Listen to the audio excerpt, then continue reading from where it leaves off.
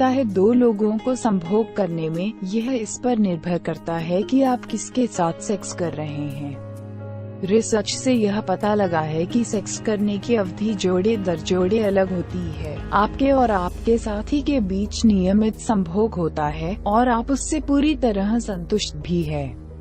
शायद एक बात को छोड़कर कि काश थोड़ा और टाइम सेक्स कर लेते, आप कभी कभी ये भी सोचते होंगे कि संभोग करने की परफेक्ट टाइमिंग कितनी होनी चाहिए।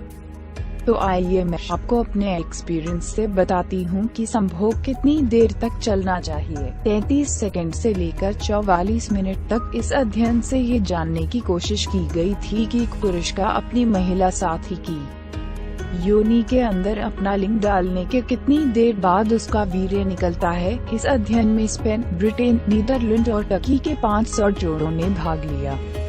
4 हफ्तों तक उन्होंने एक स्टॉप वॉच की मदद से अपनी संभोग करने की अवधि को नोट किया। तो कितना लंबा चला इन लोगों का सेक्स? सारे परिणाम आने के बाद पता चला कि इन जोड़ों में लगभग आधे जोड़ों का एवरेज सेक्स टाइम 5.5 मिनट से कम था और आधे जोड़ों का 5.5 मिनट से ज्यादा देर तक। लेकिन शायद इतनी जानकारी पर्याप्त नहीं थी।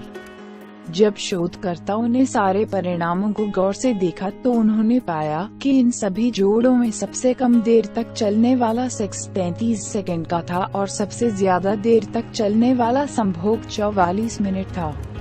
संभोग कितनी देर चला वो इस बात पर निर्भर नहीं था कि इन जोड़ों ने कॉन्डोम का प्रयोग किया है या नहीं, या फिर पुरुष का खतना हो चुका है या नहीं।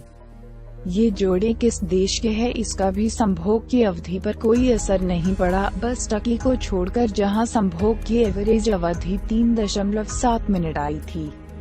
तो इस शोध से यह नतीजा निकलता है कि आप दोनों के बीच संभोग कितनी भी देर चले उससे कोई फर्क नहीं पड़ता, क्योंकि कोई भी अवधि सामान्य या असामान्य नहीं है। लेकिन अगर आप इस बात को लेकर चिंता करते हैं कि आप दोनों के बीच संभोग बहुत ज्यादा देर तक या बहुत कम